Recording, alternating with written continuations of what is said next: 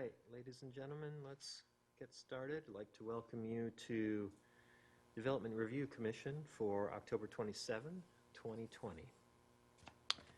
The Development Review Commission is created to hold public meetings and hearings to provide analysis and recommendations to the City Council regarding general land use policies and applications where the Commission has recommendatory power, and to render final decisions on specified applications where the Commission has final decision-making power, including but not limited to all aspects of a proposed and future development.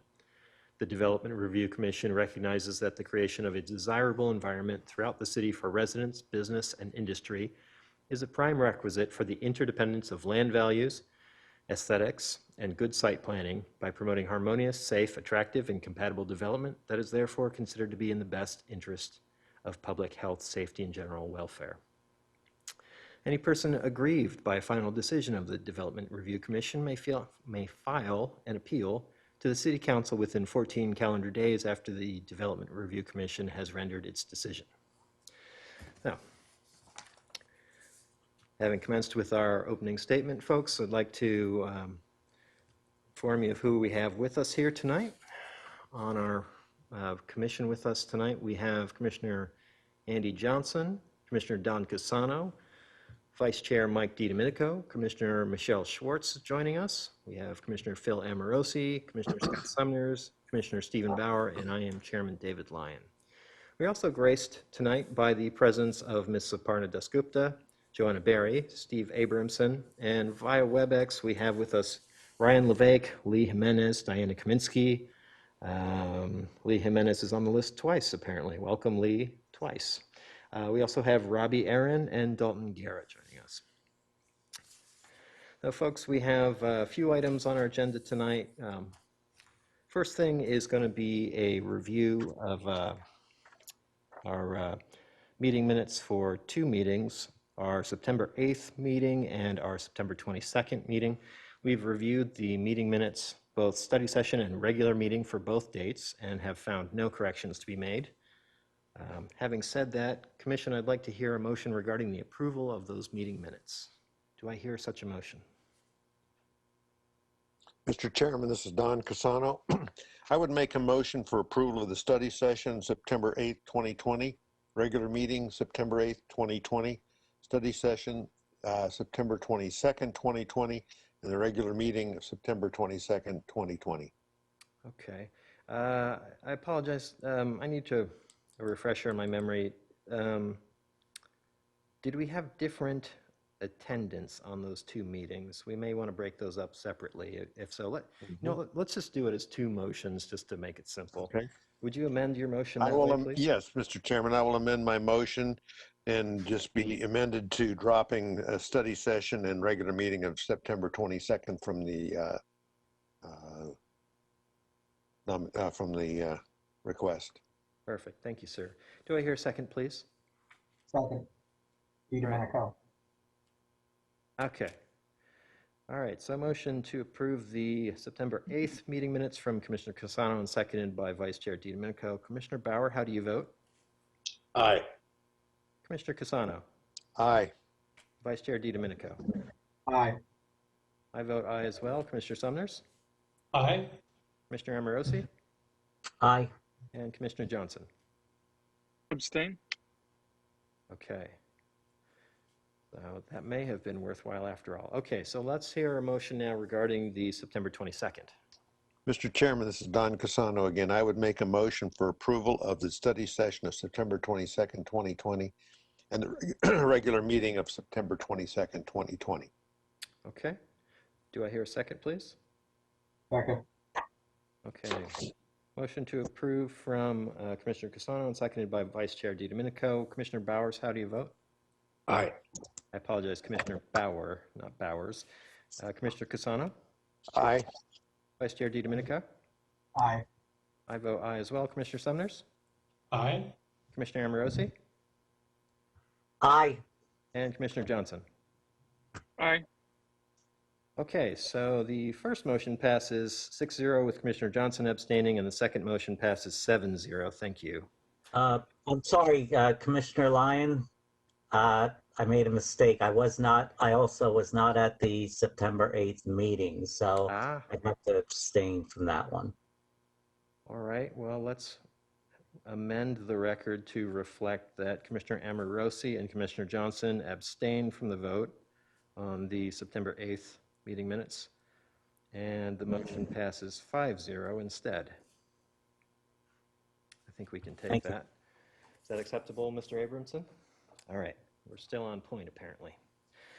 Okay, folks, our consent agenda tonight, we have 3 items. We have the Robley residence, the Believe I Can Academy, and Kyrene and Guadalupe. Any of those items could be heard if someone from the public wishes to have them heard, but we intend to approve them without hearing them further, barring someone wishing to discuss it. Ms. Dasgupta, do we have anyone from the public that wishes to comment or have any of those heard? Chairman, I do not have any. Okay. So let's go ahead with our consent agenda as we wrote it. Can I hear a motion regarding the approval of those 3 items, please? Move for the approval of the consent agenda. All I'll right. second that approval. All right, motion to approve from Commissioner Johnson and seconded by Commissioner Casano. Commissioner Bauer, how do you vote? Aye. Commissioner Casano? Aye. Vice Chair DiDomenico? Aye. I vote aye as well. Commissioner Sumners? Aye. Commissioner Amorosi? Aye. And Commissioner Johnson? Aye. Okay, so the consent agenda is approved, 7-0. Okay, so we're moving right along here, folks. So now let's move into Tempe Depot. It is our custom to allow our applicant to present the case first and frame the issues as they like, followed by staff. And I believe we have Ms. Manjula Vaz to present this. Is that correct? Mr. Chairman, this is Manjula. Can you hear me? Yes, Manjula, how are you? I'm good, Mr. Chairman. How are you? Very well, thank you. Are you ready to go? Yes, we're ready to go. If We are looking for a PowerPoint, I think. okay, no worries. Well, in the meantime, I'll introduce myself and the team, if you would, if that's okay. Certainly. Okay, so for your record, my name is Manjula Vaz with law firm of Gamage and Burnham. I'm here tonight on behalf of ENR Holdings. With me is Barry Shanahan from Red Development, along with Rob Lane in my office, and then John Tran and Chris Ledwith from Smith Group. And then Greg, are you and Sarah running the program?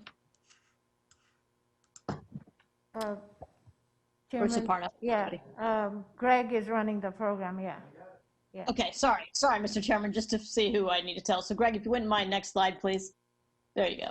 So that's just, as I described, ENR Holdings is the applicant. It's a company affiliated with Red Development, which we'll talk a little bit more in the next slide. Next slide, please, Greg. Red is a whole, just I think some of you know, Red is a wholly integrated, privately held commercial real estate company. They specialize in large mixed-use properties. They have several I'm just going to show you briefly tonight. Specifically, signature developments include Cityscape in Block 23 in downtown Phoenix, and the Union Dallas, which is in uptown Dallas, if you've been there. Next slide, please, Greg. So just some pictures. I think probably have all been to downtown Phoenix, maybe not recently, but in terms of Cityscape, Cityscape is just in downtown there, and the winter, generally they would have an ice skating rink at Central across the street from the Suns Arena. And then most recently, as some of you may have seen, we recently opened Block 23, which has the original, which has a Fry's at the bottom of that building. That is also a large mixed-use project that has office, apartments, and retail restaurant at the bottom. Next slide, please, Greg. So the Union in Dallas is it's a large mixed-use project anchored by a grocery store with multifamily and a hotel. And then I don't know if some of you may have seen newest projects at 44th Street in Camelback, which is going to be, it's an office building and a hotel The offices are the offices for the NBA and the WNBA, and then a Sam Fox branded hotel. Just to give you a sense of the projects that Red is involved in. Okay, next slide, please. Then just a slide, Smith Group, I think you're all very familiar with. It's done a lot of mixed-use, large mixed-use projects, and you'll be hearing from John and Chris later, but they are the architects on our project. Next slide, please. This is a very small, just to give you a site context. I think some of you know, in terms of where the site is, it's kind of on what I would say is the western edge of downtown. On the other side of an Ash, you kind of have the, the Hayden Square condos just to the east, and then the parking lot and what used to be like the Bash on Ash and the McDuffie's down there, that eventually will kind of, I think these have some height, so it's kind of on the edge of where height is located, which I'll show you as we go through the slide. Next slide, please. Just to show you some existing conditions of the site, I think we've all seen it. Right now, Mikhail's has been closed. Mikhail's, the restaurant, has moved to rural and the 202, just north of the Watermark project, and the family is selling the property. Mikhail's restaurant closed probably, I think, very correct me, but late March, early April-ish timeframe, just right around the coronavirus timeframe. Next slide, please. Another picture of Mikhail's, sorry, Steve, I was looking at Steve's thing, coming from 3rd Street. Next slide, please. This is a picture of the 1924 train depot, and I want to talk a little bit about this because it kind of shows kind of where we're going tonight. The depot itself, and well, let me start with this. The site itself is a big triangle, and then it's made up of 2 other triangles. And the depot is placed in the middle and on the western edge of the site. And it has generated a lot of the decisions we've made in terms of both design and how to integrate this depot into the site. Having been involved with several other developers who have looked at this site, this is the first project where the developer and as the city encouraged us to preserve the depot. And in order to preserve the depot in its current location, and as you will see, it will eventually try to use it, preserve it so that it can be used in the future as a depot. It is remaining where it is, and we had to integrate the architecture and the design around the depot. So just remember that, and some pictures of the 1924 train depot structure. Next slide, please. Then I think the site is zoned CC, a city center, which actually, is most of these projects that we've talked about in the downtown are looking for retail, office, high-density residential uses. Next slide, please. And the general plan is mixed use, which is consistent with this project and is consistent with many of the projects that are in downtown. Next slide, please. So now we get to the project overview. The project is the primary, we started with trying to preserve and the rehabilitation of the train depot structure that was built in 1924. And then it was looking between that depot, then we're going to build a 17-story office tower with about 300,000 square feet of office space, an 18-story hotel tower with 280 guest rooms and has 9,400 square feet of hotel meeting space, 23,000 square feet, 23,970 square feet of indoor retail. We have a 4,600 outdoor dining and patio space, which we'll talk about, 22,650 square feet of public gathering and plaza space, which really makes up a large portion of the plaza in front of the depot that John will share a little bit more about. The shared amenity deck with the hotel pool on the 8th floor. And we have a 7-level parking structure, a lot of landscaping, and 102 bike spaces. Next slide, please, Greg. To talk about the hotel brand, we do have a letter, with Hilton Hotels it's a real full flagship Hilton, full service that will have, they anticipate, both dining, full service dining, and large conference facility. Next slide, please. In terms of our planning requests, we are asking for a P80 overlay to establish site-specific development standards, a DPR for site and landscape plans for building elevations. We are asking for a use permit, which I'll come back to later, to allow tandem parking. And that is tandem parking for only the commercial portions, that's the hotel, the retail, and the restaurant. anything controlled by the valet.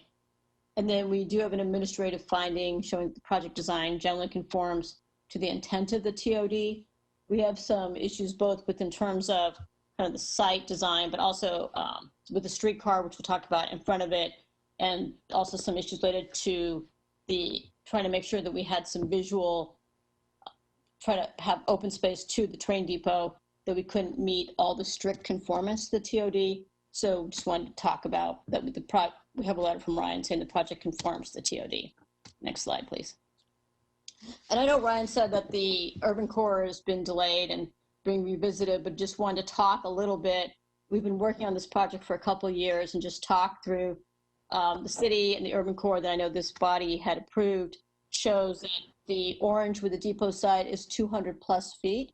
And then just across the street to the west is where it's kind of 250 to 300. So it is just general, it's consistent with what the original plan for the urban core. And I think those heights and guidelines, as we kind of still talk through the urban core, this is consistent in terms of what the city had seen for this site. And certainly consistent with the investment the city has put in this site, both in terms of light rail and then the streetcar. And then who knows in the future as we work towards commuter rail along the railroad. Next slide, please. And then very briefly, I know this body's very well aware, but just wanted to show you some versions of the downtown heights or the surrounding buildings and the heights down there, just to give you a sense of, as I said, during the urban core, the surrounding heights. And then you will see kind of as the downtown gets built out that these heights will be consistent with kind of what's happening in the downtown core. And then next slide, I'm going to turn this over to John, and John's going to walk through the site plan and the design, and then we'll come back and talk about tandem parking if you. Thank you. Yes, good evening. It's John Tran, representing Smith Group, the architect for our project here. And I'm going to spend the next few minutes with you talking about our design drivers and our concepts and how we developed those concepts into the project here. A few very key points that we're trying to evoke here on our project. Very important things are the preservation of the depot, the idea that the depot structure has breathing room all around it, both in terms of the plan that you see here and as well as three-dimensional. We want to honor the depot preservation of it, and so we're doing quite a bit to try to maintain its position and clearance around the site. The idea that this is a challenging site but has awesome opportunity, very unique to our city in regards to a site that has streetcar on one edge, light rail on the other, train on the other. The idea that we would have a wonderful outdoor activated space that is shaded by the building. These are unique, wonderful things that we're celebrating and are using as design drivers. The idea that while this is a 360-degree building, it's got some major faces, specifically to the east, towards downtown, Tempe, and then towards the west. As well, we're thinking a lot about how to ground the building, how to bring the building down to the ground and really activate the street, again, with the idea of activating the plazas and ash. Public art, and then public safety with all of the different circulation and paths for trains and cars and automobiles and pedestrians. This plan is a figure ground plan that shows you the amount of open space on the ground, both for pedestrians and for vehicles. Next slide, please. This is a more developed plan of that same idea where we are talking about having two points of egress and ingress for the public off of Ash, drop-off point on the north side for the office and retail, and then drop-off point on the south side of the tracks for the retail and the hotel. Services to the north, far and north and south. Next slide, please. This is the diagram that really kind of explains a little bit more about how cars and pedestrians mix in regards to flow through the site, and it also shows you a little bit more in color coding about the open space, the figure ground quality of the space, the ground plane. Next slide, please. We'll go through these very quickly, but this is an important slide that shows another public outdoor space at the amenities level of the hotel. You're seeing on the left side the amenities level, the conferencing space, the restaurant, and the pool for the hotel. and then some green space that separates it and connects it from with the office building to the left, which is the north there, the bar. Next slide, please. And a typical floor up and down here, a typical hotel room, a thin bar that runs north and south, and then the office building to the right. Next slide, please. Again, an image of the building as one might see it looking towards looking towards northwest from downtown Tempe. The idea that these buildings come down to the ground with glass coming down to the ground on the office building there, bringing down our pattern language of the vertical articulation in the hotel down through the parking garage, down through the ground. The notion of a public art piece is important to us. The idea that it is a public amenity and frames the entry to the whole thing. You can see all the different aspects of trains, light rail, vehicles, car, and people, pedestrian in the public plaza down along Ash there. In the background, you'll note that that is the beam project, that the parking deck. We'll talk about that in a moment. Next slide, please. At the ground level, this is again on Ash looking towards the southwest. We're standing on the north side of the tracks. You can see the tram walk in the middle of the slide. A trail coming through the building underneath that sort of public space that we're going to talk about in a moment.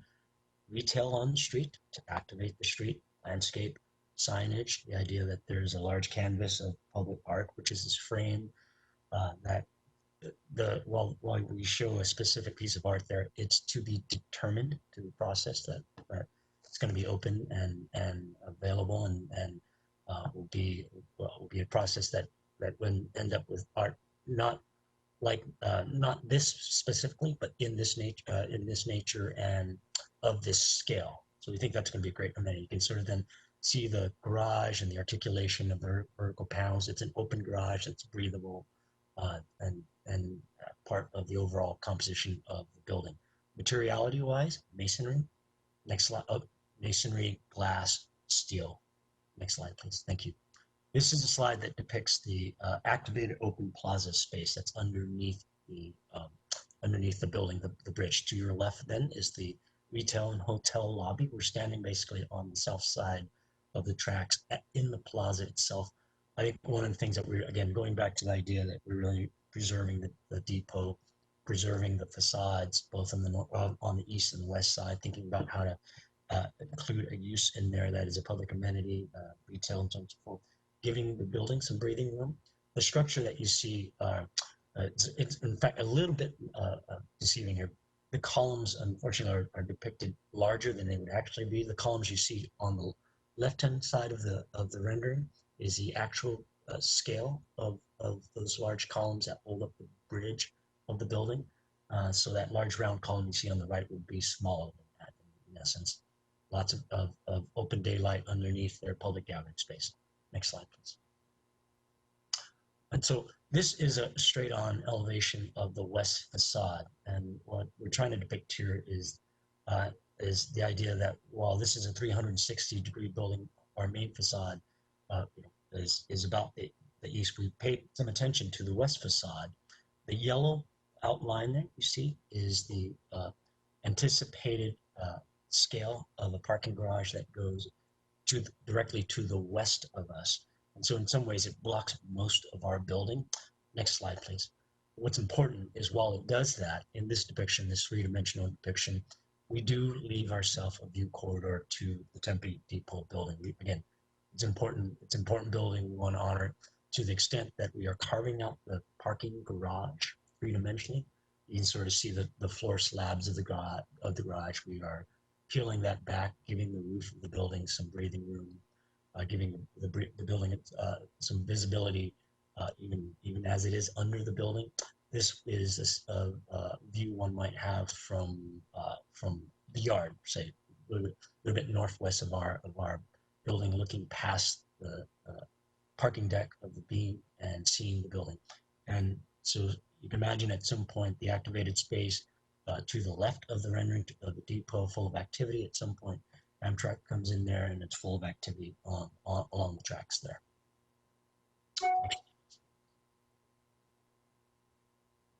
I'm turning it back to Manjula at this point. Okay, and then just briefly, I will go through, since we are asking for a use permit, just go through the approval criteria. As I mentioned, we are asking for a use permit for tandem parking. That tandem parking is strictly for the hotel and the restaurant and small amount of retail. So the use permit request was to allow 156 valet service tandem spaces in the city center zoning district. As you see in terms of our analysis, the proposed tandem parking will cause a slight increase in traffic, but will not result in any nuisance exceeding that of the ambient conditions. It will not contribute to the deterioration of the neighborhood. It is not in conflict with the goals, objectives, and policies of the city, and will not result in any disruptive behavior, which will create a nuisance to the surrounding area. And we believe this tandem parking is compatible with the existing surrounding structures, so that we would ask for your approval of the use permit. And then, as Saparna had mentioned, we have, I don't know what number this is, but Saparna mentioned, we have a slight modification to the condition, this one condition relating to the ventilation for the commercial cooking for the exhaust, as we kind of work through how that's going to work in terms of the commercial space. So we would ask your approval of that. I do want to say, before I end here, that we've spent a couple years working with the staff, and we want to thank them for all their help. They've been great, and this is a complicated project, and I know we've gone through it quickly, but they've been great. And the other, we've spent a lot of time with the Historic Preservation Commission and with John Southard and Alex Smith, who have been really instrumental in helping us work through the issues related to the depot. We've seen the HPC, we've been to the Historic Preservation Commission twice. We went early May, I believe, and then we went a couple of weeks ago. I believe you have a letter in your packet relating to that. They're supportive of the project. And then we went to, for those of you who are familiar, we went to the Historic Preservation Foundation, I believe it was last week, could have been a week and a half ago, and showed them the project. And so, you know, it's been a community effort to get here, and we certainly appreciate everybody's help. It's still we have a long way to go, but I just wanted to mention that. And certainly John and everybody at HPC has been very supportive. So just wanted to say thank you. Next slide, please. I think that's it. So we're happy to answer any questions. All right, Commission, questions for our applicant team?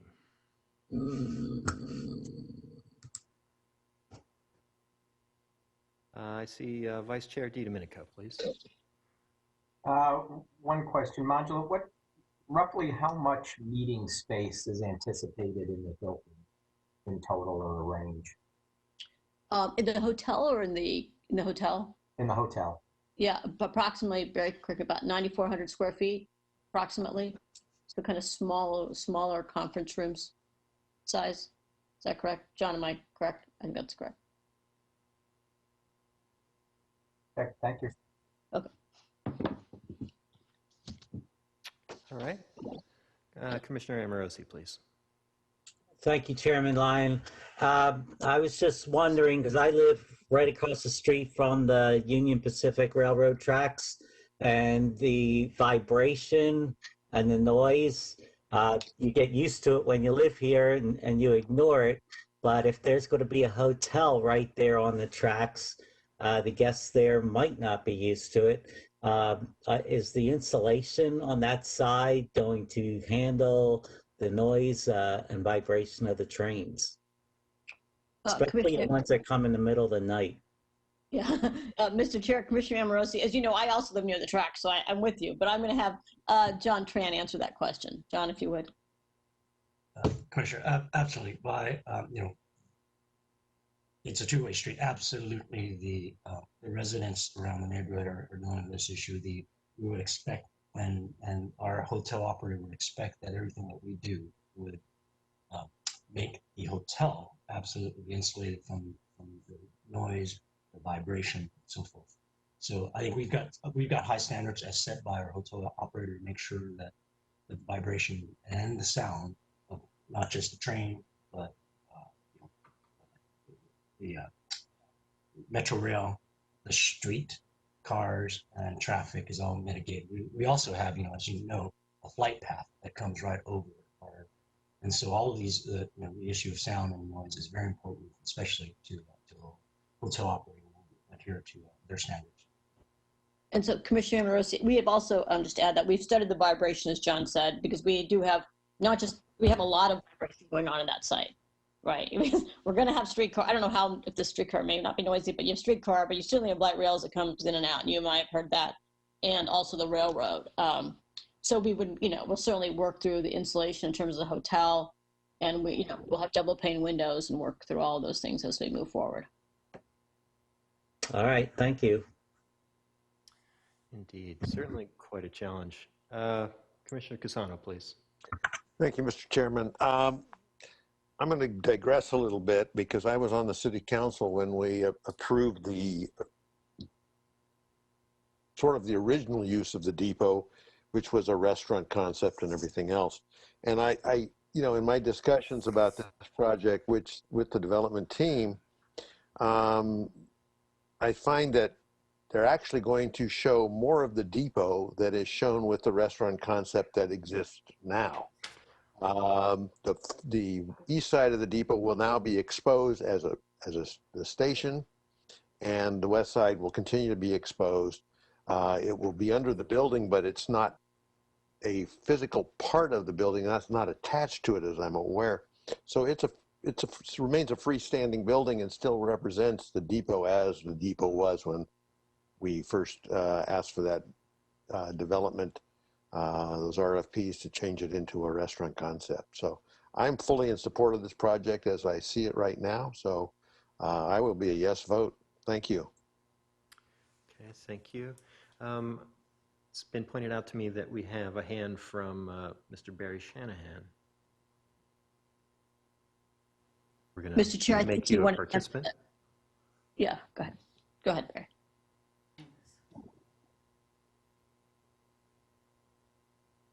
I know. Mr. Chair, I think he was trying to answer Commissioner Amorosi's vibration question if he would like to know more about it.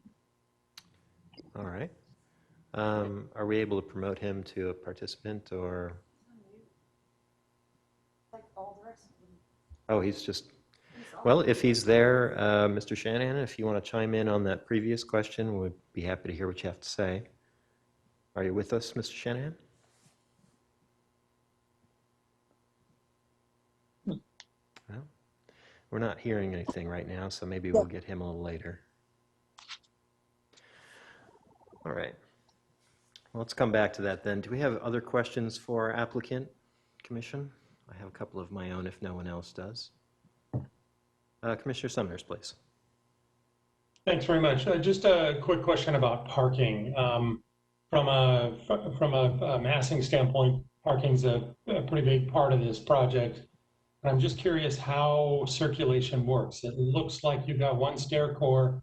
If I came to this building after going to a Sun Devil football game and I want to get up to my car, where do I catch an elevator? Let's see. Greg, could you, Mr. Chair, Commissioner Summers, let me see if we can put our presentation back and I can show you a little bit. Or John, if you want to walk us through, but let me see if I can get Greg to, Sure. I can do that. Okay. It's just the back. Okay, right there. Oh, back there you go. John, do you want to walk Scott through or Sure, I'm happy Commissioner to. Summers through this probably shows you the best version, and I'm going to stop talking, but in terms of pedestrian, vehicular, kind of physical barrier and bike parking path, and then I'll have John walk you through it. Terrific. Yeah, I'm happy to do that. So we will have 4 major curb cuts off of Ash, starting from the north. The magenta, the bright pink lines you see there are the ingress and egress for vehicles. That's the primary and really only point into the parking deck, the elevated parking deck. So one enters that's the north end of the site. One would ascend that ramp, which hugs the north side into the parking garage, and circulate around the parking garage, which spans over the bridge, over the hotel side, and then descend down in the same way. Immediately south of that curb cut, there will be another curb cut, which will be the inlet outlet drop-off, pick-up valet for the retail and the lobby of that office building. That's depicted with the light purple. line. As you cross the tracks then to the south, there's a large plaza drop-off that's depicted by, again, that purple line. That is an area for valet, pickup, drop-off for hotel and retail, right? And so that is the primary vehicular drop-off pickup for the south end. And then if you go a little bit further south, there's another curb cut for service between those two, between the plantations E and F. That's where the service occurs, the service yard occurs for the building, the south building. Any Okay. questions? Just to follow up, elevators to get up to the garage, are they inside the lobbies of the buildings? Yes, and so starting on the north side, Commissioner, we see that annotation that says bike rack, and then you see the sort of horizontal line that goes over to that. That is the office building lobby, and so there'll be a series of elevators there directly adjacent to the drop off, the entry point of the lobby into the office building. On the south side of the tracks, in that purple area, that is the area which is the hotel lobby. And so those three boxes with the X's are anticipated elevators. We'll have additional a service elevator. Those are the public elevators. Those will get you up into the amenity deck, and then also up into the room floors themselves. Okay, great. Thank you. You're welcome.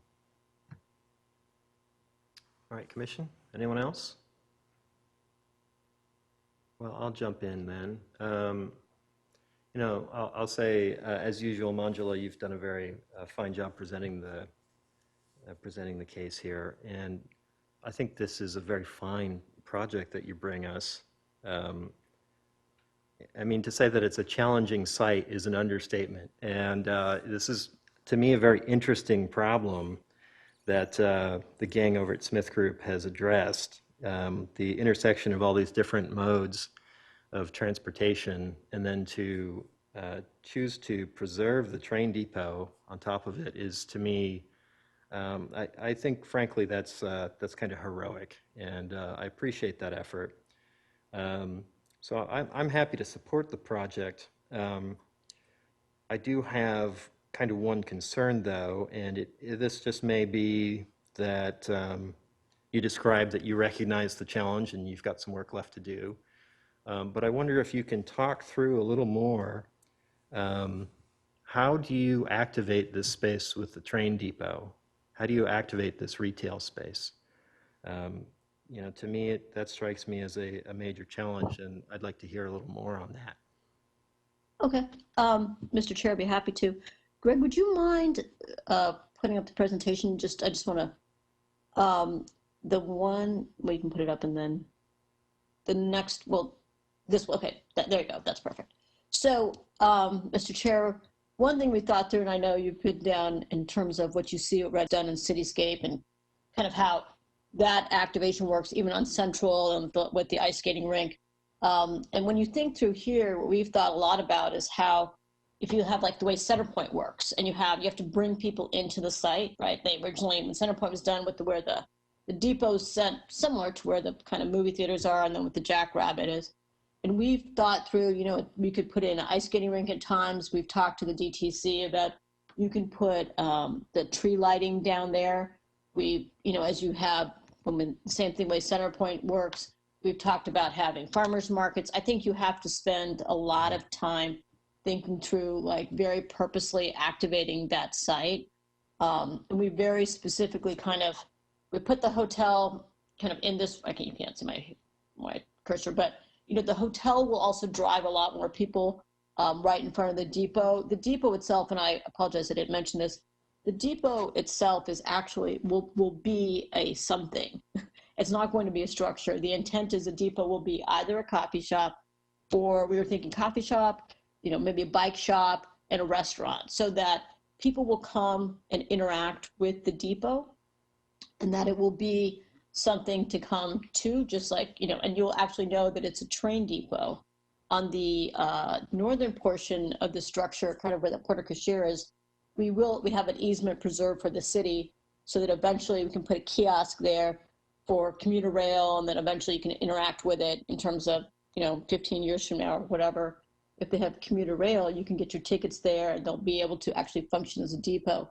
But our intent is that it would be a very active structure, and that, Red has experience as a retail mixed-use developer in making, having purposeful events that will draw people to that site. It's, the site, the intent, we were at the Historic Preservation Foundation, they asked us the name of the site, and the intent of the project's name is Tempe Depot.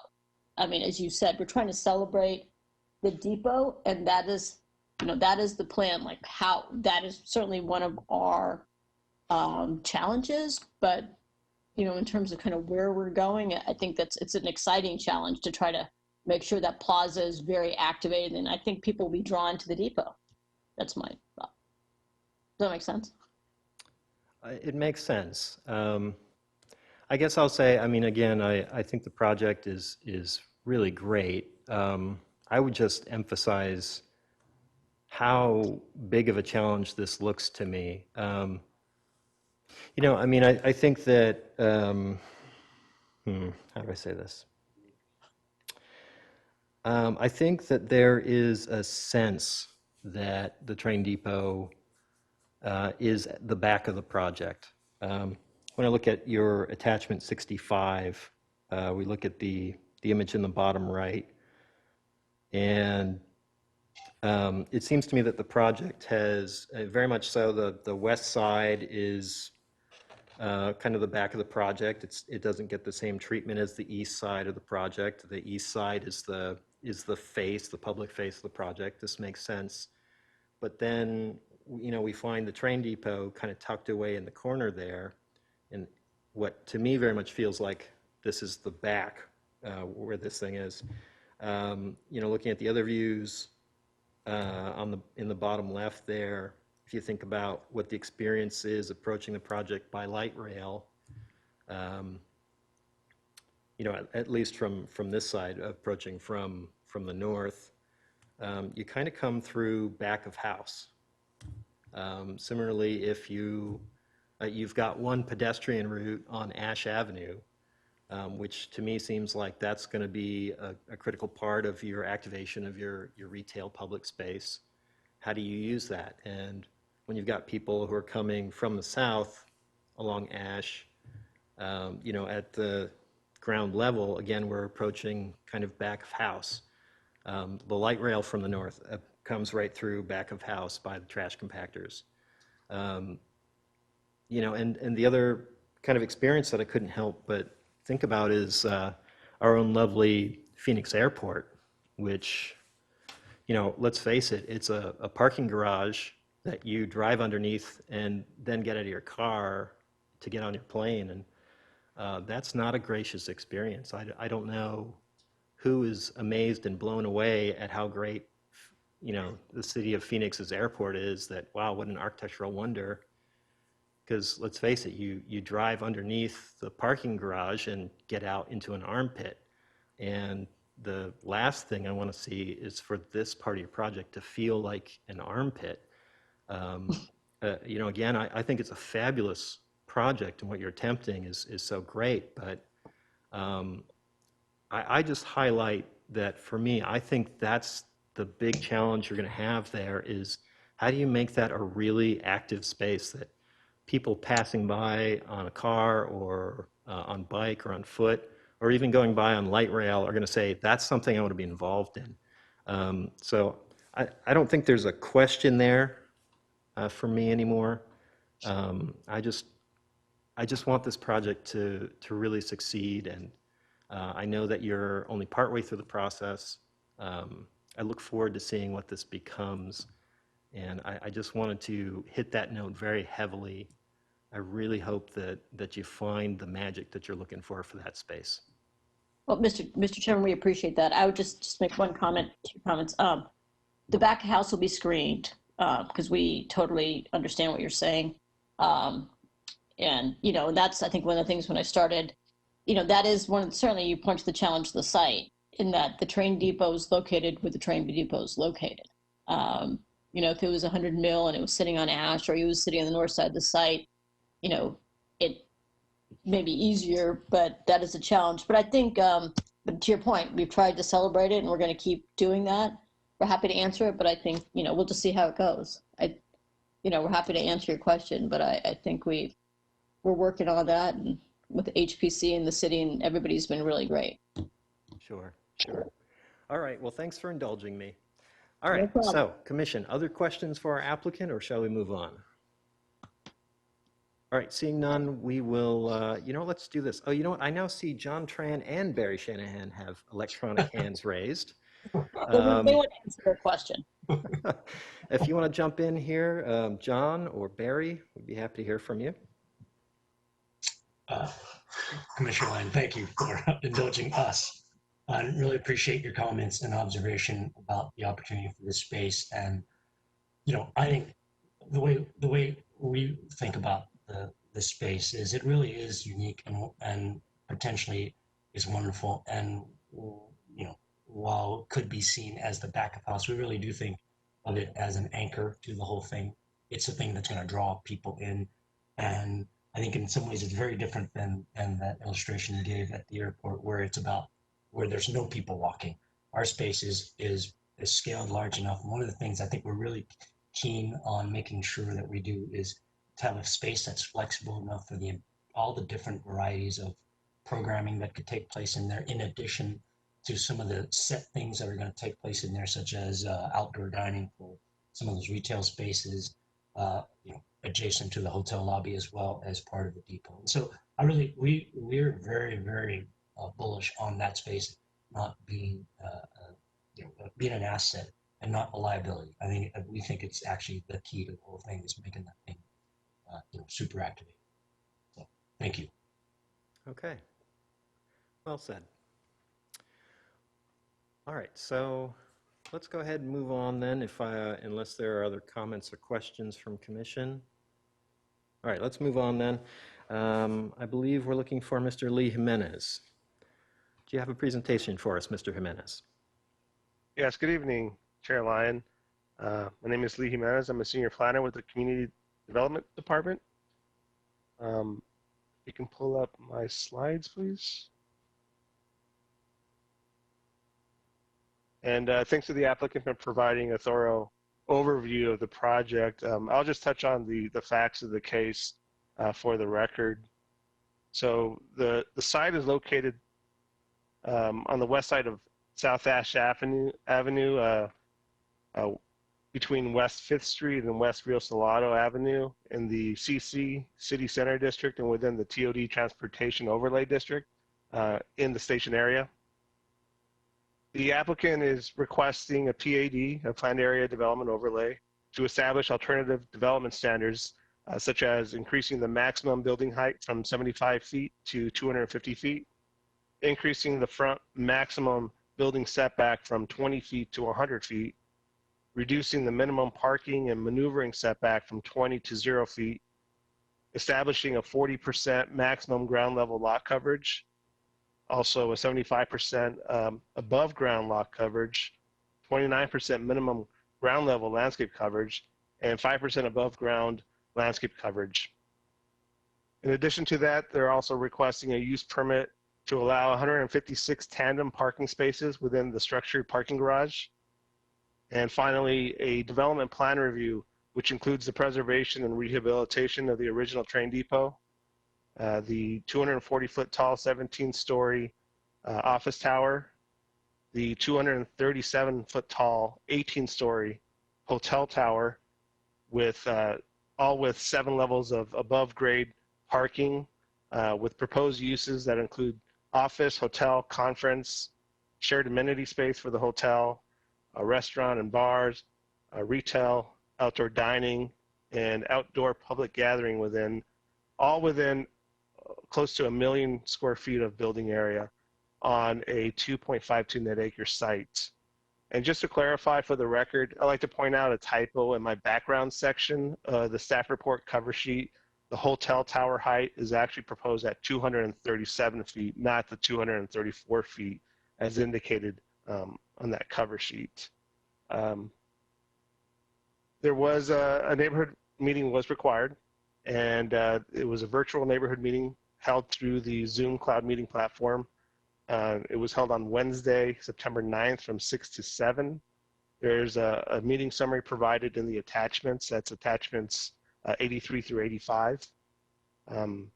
I did attend on behalf of community development. And then as far as any inquiries received throughout this process, I've received no public comments, but I did receive 2 inquiries, one of which was responded to by the applicant directly, and the other I responded to.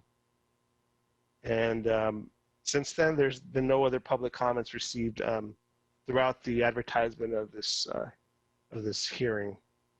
I'm sorry, can you go back to the previous slide? So one more slide to the site plan, please.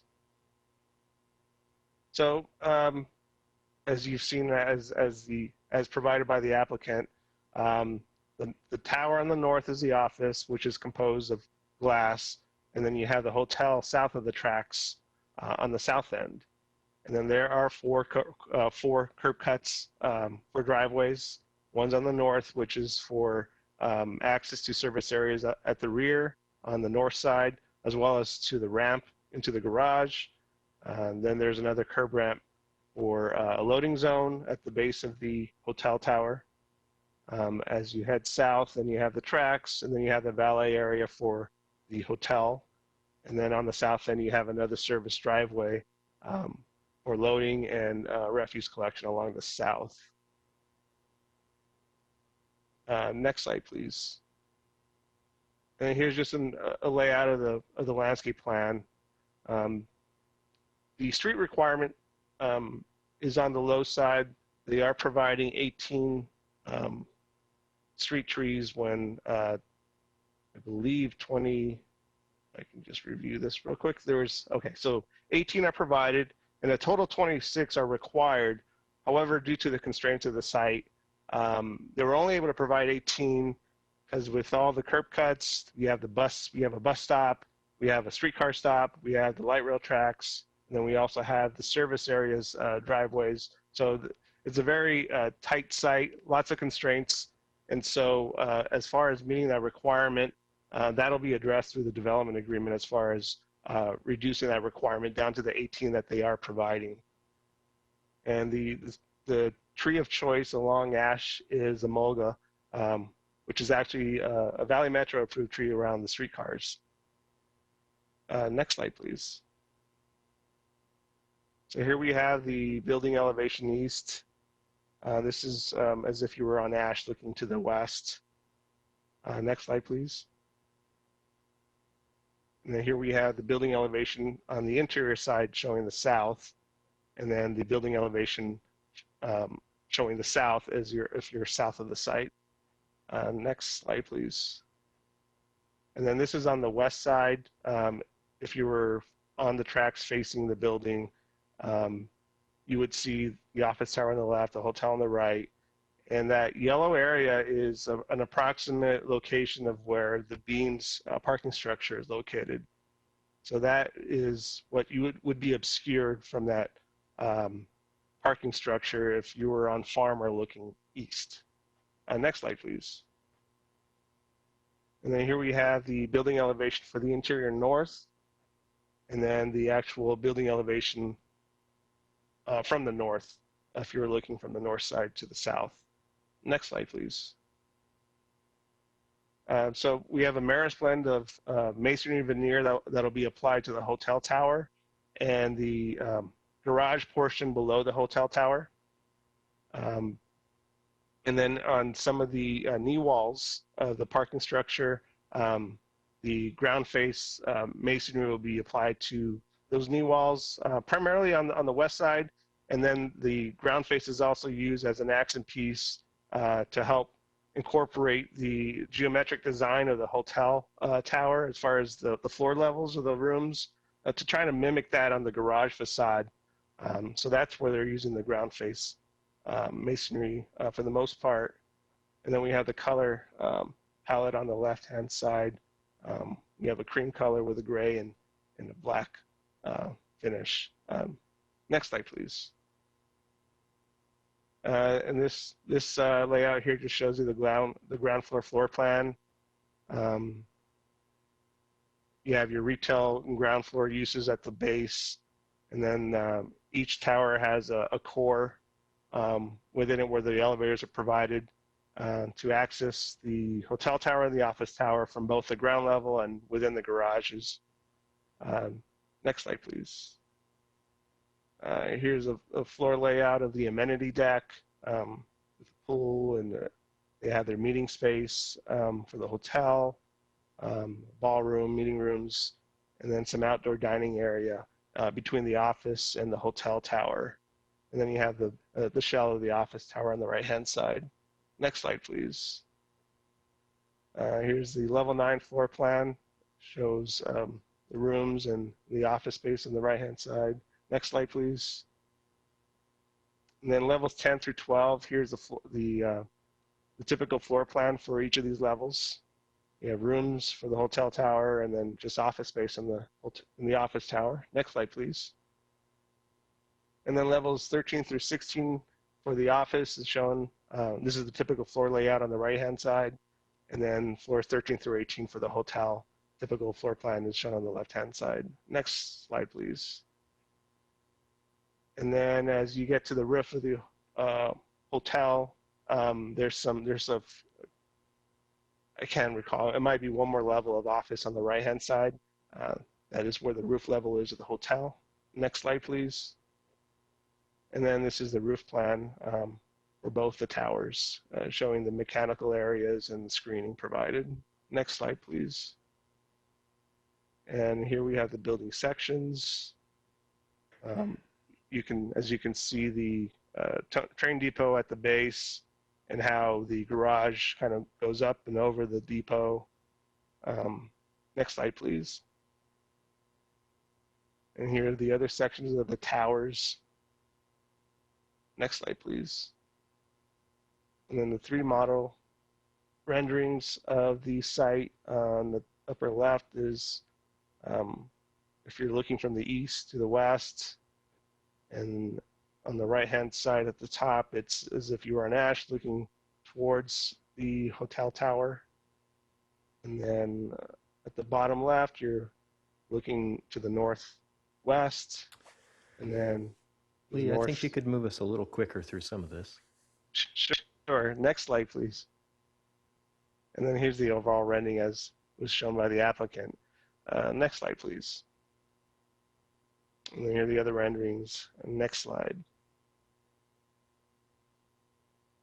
So I've already explained, I already went over the neighborhood meeting.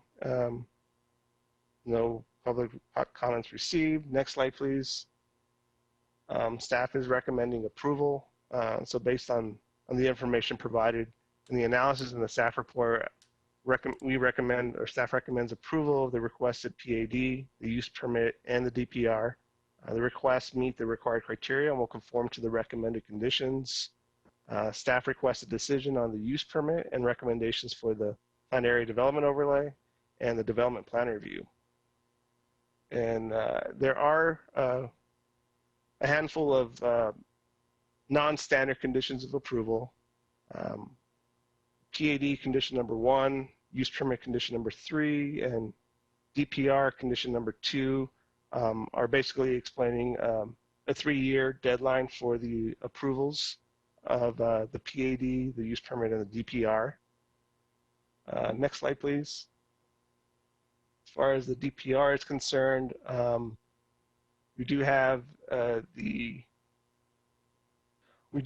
a condition number 3 basically addresses if the project is phased in the future, what the process will entail as far as seeking a review and approval of it, which we are leaving to City Council.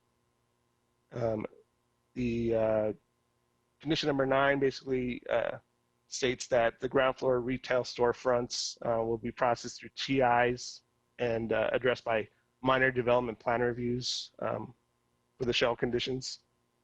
Condition number 10 basically identifies that the applicant shall obtain all required permits and clearances from Valley Metro and then meet other applicable obligations or any work involved over the light rail tracks. And then 17, condition number 17 basically addresses the above grade amenity decks and the barriers between the amenity decks and which primarily goes over the rail tracks, just identifying the required heights for that barrier and the design of it. And then the last of the unique conditions is condition number 27. So if the owner elects not to install the on-site artwork as conceptually shown on the overall renderings, this condition basically asks that that section of the garage is finished similarly to the adjacent openings of the garage, which are along Ash Avenue. And that about wraps it up for me. If you have any questions, I'd be happy to answer any questions that you might have. All right, thank you, Lee. Commissioner Sumners. Thank you, Mr. Chairman. Just a quick question. I see something odd on the site plan that I think there was a rendering that was shown earlier that was not in our packet. That is just raising the question. Where light rail cuts in between the two buildings off of Ash, there's a barrier between the buildings and the train. And the note says 42-inch high transparent fencing, and then that gets up to 6 feet high transparent fencing. And I'd always assumed that's just a typical metal handrail kind of detail that we see everywhere. But in the renderings, I think I saw plexiglass, like transparent glass. Was that something that was driven by Valley Metro or the city, or was that by choice? Commissioner Sumner, what they've shown on the renderings is a concept. They still have to go through the design review process with Valley Metro on what's appropriate for that barrier. I don't know the full specifics, but if needed, we can go back to the applicant and get some clarification on that barrier. Okay. Thank you, Lee. All right, other questions for staff? Seeing none, we will thank you, Mr. Jimenez. Thank you. All right, Ms. Dasgupta, do we have any public comment on this case? Chairman, we do not. All right, so we're rolling right along. Manjula, do you wish to respond to what you've heard from Mr. Jimenez? No, Mr. Chairman, we appreciate Lee's thorough presentation. Okay, very diplomatically put, thank you. All right then, so let's move along here and have our commission discussion. Now's the opportunity for you to voice your opinions, commissioners. Commissioner Bauer.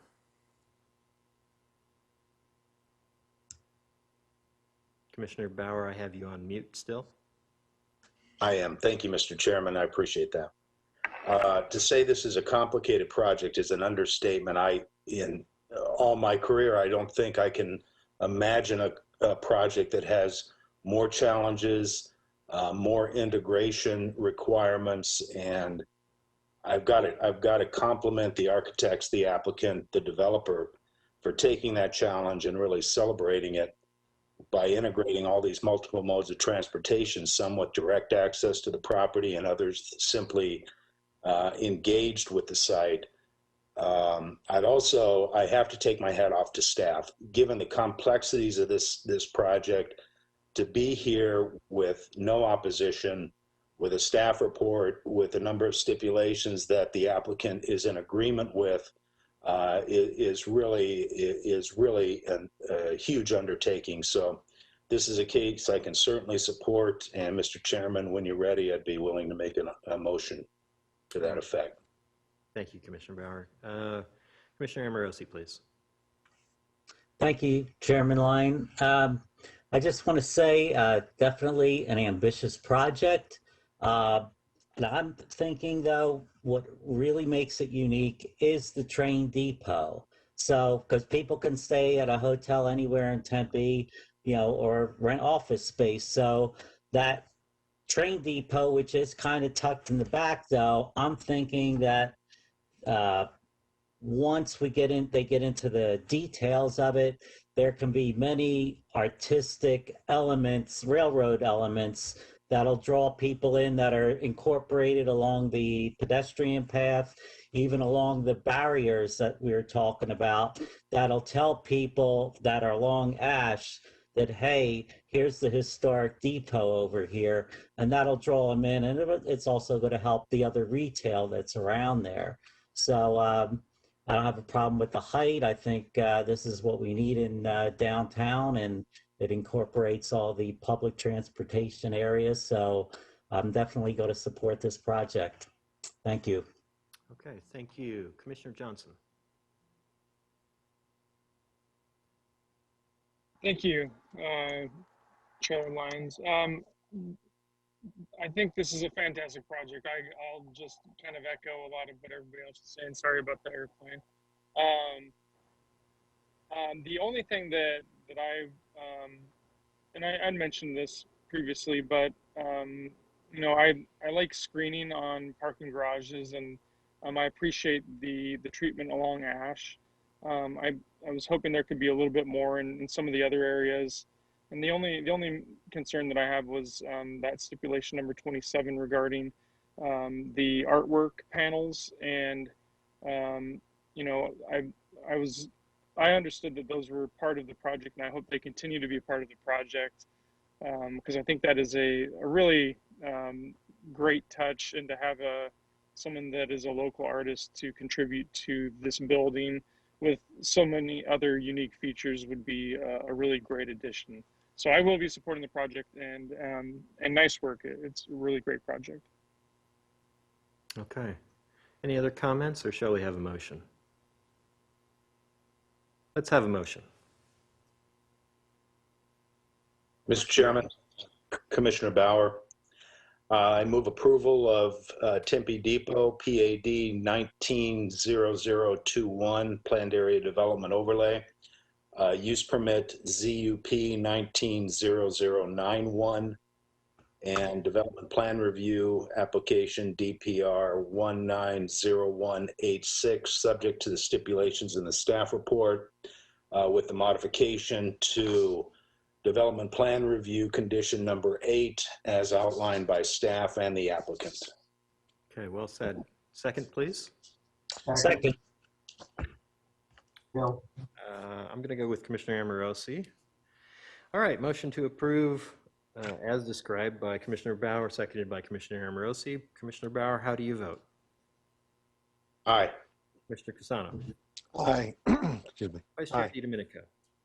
Aye. I vote aye as well. Commissioner Sumners? Absolutely aye. Okay, noted. Commissioner Amorosi? Aye. And Commissioner Johnson? Aye. Okay, so the motion passes 7-0. Thank you, everyone. Appreciate that, that presentation and that great project coming through. All right, so let's move along now. We've got Banyan North Tempe. And I believe we're looking for Mr. Charles Huelmantel. Are you with us, Charles? Mr. Chairman, I am here. Can you hear me? Yes, welcome. Great. When you're ready. Wait for the PowerPoint. Yes, Yeah. just must make sure it's ready. Thank you very much for your time. I know it's already been a long day. I want to talk to you about a piece that we haven't talked about in Tempe for a very long time. It's the county island. If we could move to the second slide, please. I think everybody on this commission is pretty familiar with this site, at least from the exterior. It's really bounded by Miller and Curry. It's on the north side of the lake, and it is part of the pretty well-known county island on the north side of the lake. It is obviously the easternmost portion of that. If we could move to the next slide, please.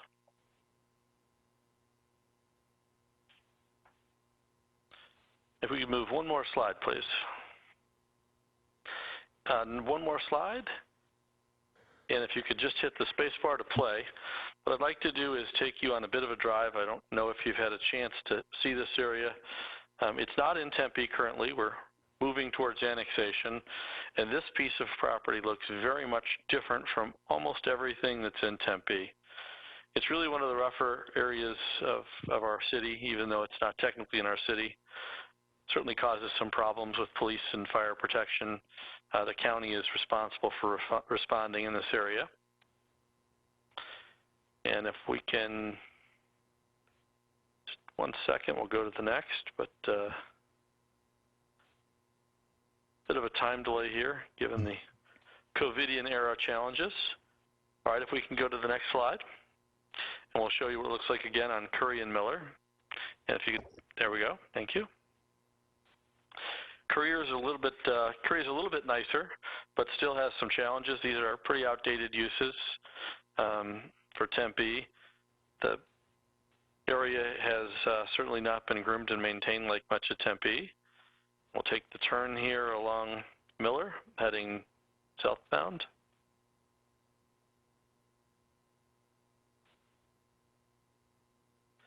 We spent quite a few minutes talking about the heart of downtown and a building that was built in 1924. I think now we're talking about a piece of Tempe that really hasn't had any affection from Tempe since 1924. We've worked very hard with staff and the city to pull together enough owners to build a project, and that's been a problem really a couple years in the making. And we're almost back to where we started. Just to give you a little bit more, we're coming up to Gilbert Road now. Again, you can tell it's largely industrial uses in this point. It's also been a pretty significant homeless problem in the area.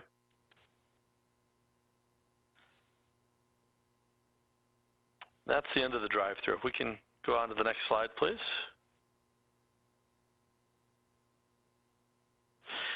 And just go through a few more slides. I'm going to try to go through this more quickly. Of course, I'm always happy to come back next slide and answer questions or talk about anything in more detail. Next slide. Next slide. Next slide. Next slide. Next slide. Next slide. Next slide. Next slide. Next slide. And next slide. So the site itself, as I mentioned, has been in the county for a long time, and we've worked really hard to bring this piece together, and we think it does a nice job of really connecting back into the existing portions of Tempe. We'll be before the City Council sometime later this year or next to talk about annexation, sometime after, assuming we get through in the Planning Commission, or the DRC in this case. And so the next slide, please. Shows a little bit of the zoning history. Again, you can see there are lots of parcels here, tough to get ownership, and we're looking to do something very different with it. It's worth pointing out here, in the past we would have had, in this case, Obinia provide a presentation first, but we do come with support from the staff. You see that in the staff report. I'd like to thank Obinia for all the work he's done. It's been a really tough case. And we come together with conditions we all agree on, and also support from neighbors. We haven't had any opposition before today. I understand there may be a comment tonight, but that's the first we've heard of it. Next slide, please. The general plan has viewed this piece as mixed use for some time. Obviously, we haven't had jurisdiction to review a case until now. Next slide, please. And a medium to high density was up to 25 units per acre. So there's always been a residential component envisioned in this part of town. Next slide, please. I'd like to talk to you about design, and you can tell this is a pretty large piece. One of the challenges of an annexation is you have to be able to assemble enough pieces to build a project, and you kind of don't get to pick and choose what you buy beyond that. And so this is likely to be a phased project. We really have focused first on figuring out how we can address Curry and Miller roads along with Gilbert, which is a road that does not connect today, but we've worked with the city and the county. Again, this is a challenge in this case to work with not just the city of Tempe, but also the county to bring them on board. And we think we've come up with a good solution here, which I'll go into a little later. It's also worth pointing that just south of this site is also the freeway, so we have challenges not only of our neighbors, which are early industrial uses, but also the freeway itself. Next slide, please. I want to spend a little time talking about landscaping. I think one of the things we've really tried hard to do is be the thing that starts to connect the various uses, which include the uses along the greenbelt, tying into neighborhoods, tying in under the bridge back into what Tempe has spent a long time working on, Playa del Norte, which we all know for its uses. Once upon a time, it was very much like this site, but over the years, the City of Tempe has really worked hard to provide a much different aesthetic, and we've done that here. You can see that in the center of Curry, we've got landscaping as well as providing landscaping on both sides of the sidewalk and providing space between the building. We really tried to envision this more as a pedestrian area, knowing that there are neighborhoods adjacent and knowing that we have the ability to connect to things like the north side of the lake. Next slide, please. We've done a similar thing on Miller Road, and I think you'll see from renderings, we tried to really provide a lot of landscape space. And really worked hard to focus to make sure that the folks who are using the space can have shade and a pleasant place to walk. It's worth noting that our landscape architect used to actually be on the previous site that you talked about in the last case. Next slide, please. Gilbert Road, likewise, we've tried to provide a really good landscaped, excuse me, a good landscaped setting. We've also added, what you'll see later on, adjacent to the site, a dog park that would be something we could use, but that others could use as well. Next slide. Again, this is what the site looks like today, and I'll go to the next slide, and you can see what it is we propose. This is a rendering of the site.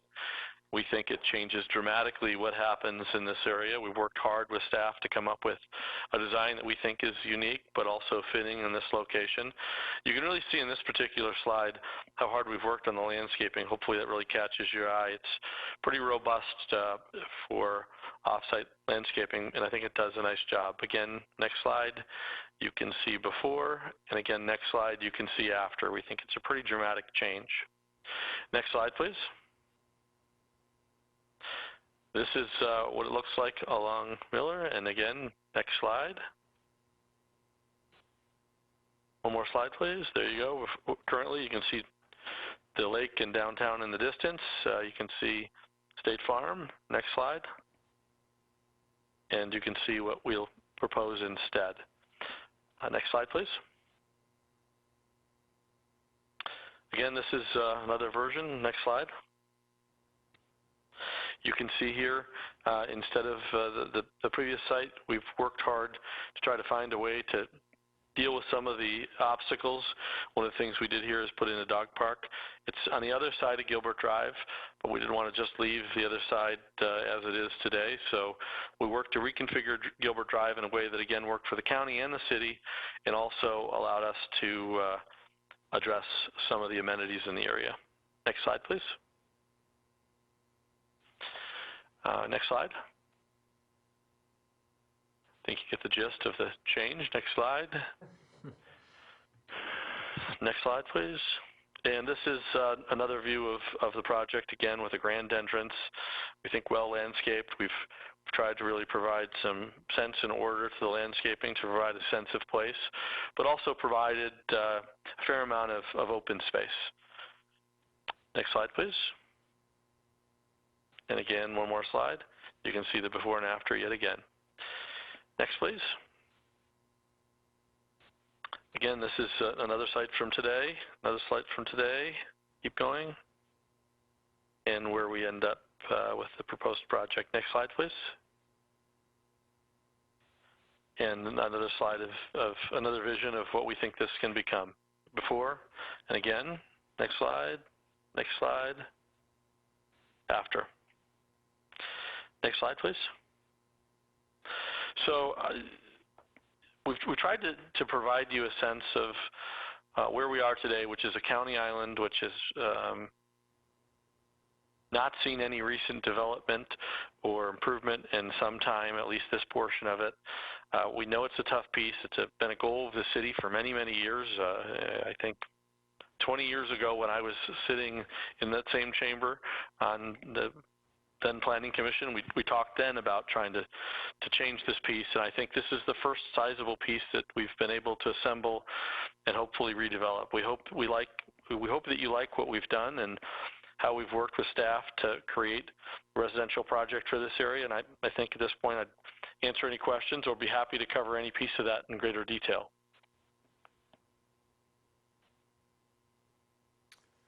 Okay. Commission, any questions for Mr. Huelmanel? Commissioner Amorosi.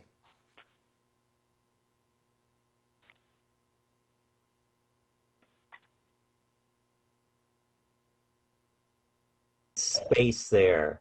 Is there a particular reason why that's not part of your Commissioner project? Amorosi, I didn't hear the beginning of that. You were on mute first. Could you start over again, please? Sorry, where the dog park is on the lower portion of the project, right east to that, there's an empty space that doesn't seem like it's part of your project. Is there a particular reason why that wasn't incorporated? There is a particular reason. I'm glad you asked that. It's unfortunate that we couldn't incorporate that. It's been really a challenge to assemble any of the owners, much less the ones that we have. That particular piece is owned by a company that does cell towers. You can see there's a cell tower on it, and they were frankly unwilling to participate with us in any way. We would love to have purchased that piece and changed sort of the alignment of the Gilbert Road, been able to use that, but it just wasn't a reality. As you might imagine, getting cell tower space next to the freeway, I guess, is a big challenge, and we were just not able to acquire it. So it is not part of our proposal. So do they maintain it? Do they have a high fence around it, or? Because it looks like it's just a dumping ground next to your project then, like the rest of it. So the answer is they do maintain it. They do not maintain it in the way that we would like. They do have a fence around the tower itself and some other equipment. You know, if the case is approved, you can imagine we'll continue to try to work with them to find some way that we could beautify that piece. But at the moment, we don't have the authority to do anything on it. It would certainly behoove us to do so. Yeah. Another thing, you had mentioned that you think this project's going to go in phases. So I'm looking at, there's 4 different buildings. Which phase is 1 and which phase is 2? Or is this all the So first I don't think we know the phase? answer to that. It's unlikely that we would do it all in one phase. If we do it in phases, it's likely that the larger piece in the back would be the second phase. We would certainly start with what happens along Curry and along Miller. So you think buildings 1, 2, and 3, or just buildings 1 and 2? I can't tell you that we're certain, but I think buildings 1, 2, and 3, and we'll have to see. Obviously, it's an awkward time in the world and the economy and all kinds of other things, but our intent would be to start with at least 1, 2, and 3. Okay, and is there going to be a mix? Is this marketplace? Is it workforce housing? What's your vision? Sure. I mean, the answer is, well, that's not really the direct issue before you. We have worked hard to make sure that some of these units fall into the workforce housing category. So we're mindful that we're not in downtown Tempe. We're not looking at the depot as you looked at before. And so our rents will naturally be a little bit lower than they would even on the other side of the freeway. And so we have a mix of market rate units and workforce housing units.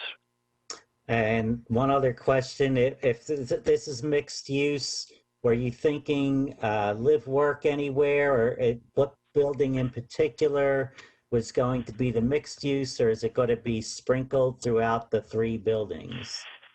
Our thought is that we would have mixed use, a limited amount. Obviously, this is a tough spot for retail, and this is also a particularly tough time for retail. And so we went with live work units, and they would be near the Miller and Curry intersection. I think that's probably the most prominent part of this particular site, so that's where we'd put them. All right, thank you. Thank you. Okay, other questions for Mr. Huelmanel? Well, I guess that's all we've got for you, Charles. So we'll thank you. And, well, thank you. All right. Let's ask Mr. Obina Kingsby if he can join us for a moment now. Are you with us, Obina? Yes, I'm here, Chair. Yes, I'm here, Chair. Okay, go ahead. Okay, I'm waiting for the PowerPoint to pop up here, my slides.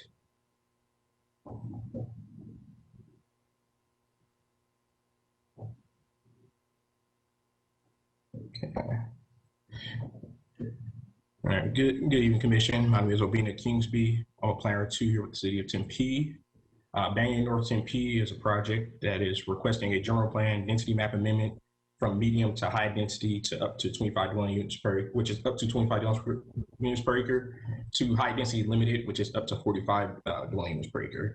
We're also requesting a zoning map amendment from AG to NU4, a planned area development to establish the development standards, a use permit to allow tandem parking, and a development plan review for what will be a 4 to 5 story development containing 651 dwelling units with commercial, which serves in the purpose of the 5 live work units proposal on Curry.